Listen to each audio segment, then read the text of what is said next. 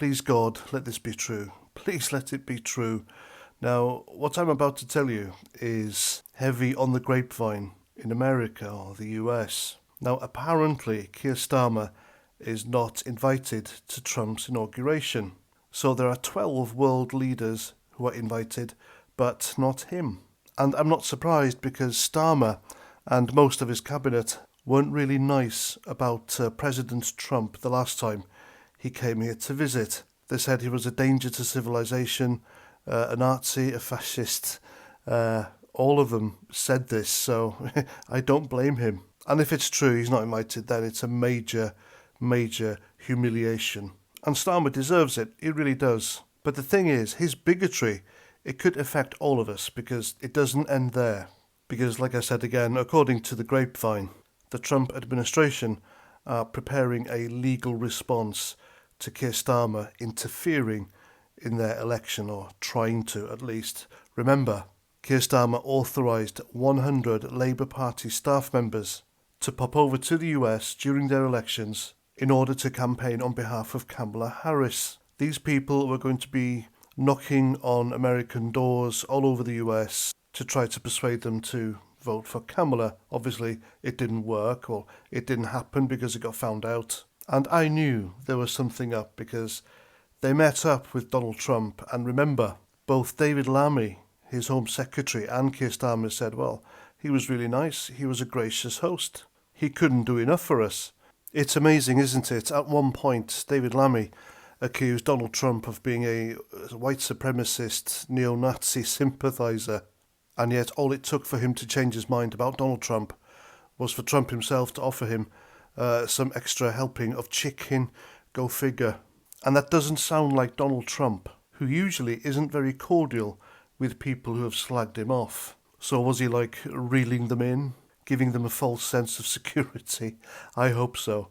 And if it's true, then he's played a blinder, hasn't he? And what Keir Starmer was planning was election interference, After all these accusations about Trump and Russia, Russians interfering in Brexit, etc.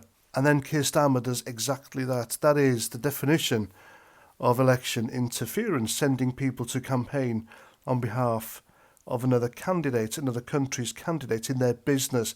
It had nothing to do with us. It had nothing to do with the British government, but that's what happened. A foreign government interfered in US elections. And Donald Trump apparently sees this as a massive betrayal. And the weight of the evidence is huge. It's one of Keir Starmer's staffers, one of their managers, who posted it on X. It was like an advert asking for people, volunteers, to go over there and do it. And that tweet was eventually deleted. I wonder why. And also, apparently, extreme measures are on the table here against Starmer.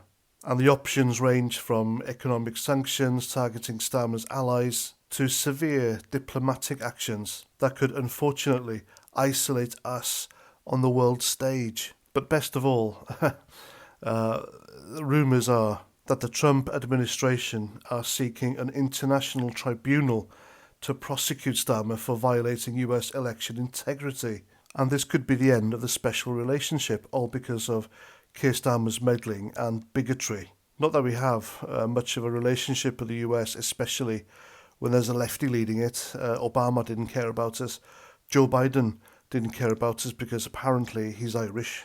But yeah, that special relationship hasn't been quite special for a while, has it? But yeah, the Trump administration are apparently planning extreme and serious consequences, not just for Starmer, but for the whole of the UK. And he's looking to make an example of him. Well, I hope he does, because it's been, 8 months since Starmer's been Prime Minister, and Britain has had enough of him. Him and his devastating, self-destructive socialist policies, his targeting of innocent British people for social media posts, and giving away our money for woke vanity projects. We've had enough of the guy.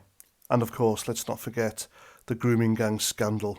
So there we go, that's the latest. I really hope Trump does make an example of the fella and embarrasses him on the world stage. I really do. He deserves it. What do you reckon? Let me know in the comments. And there we go, I'm Paz49. Thanks for watching. Remember to subscribe if you haven't, and I'll see you again soon. Roger Trout.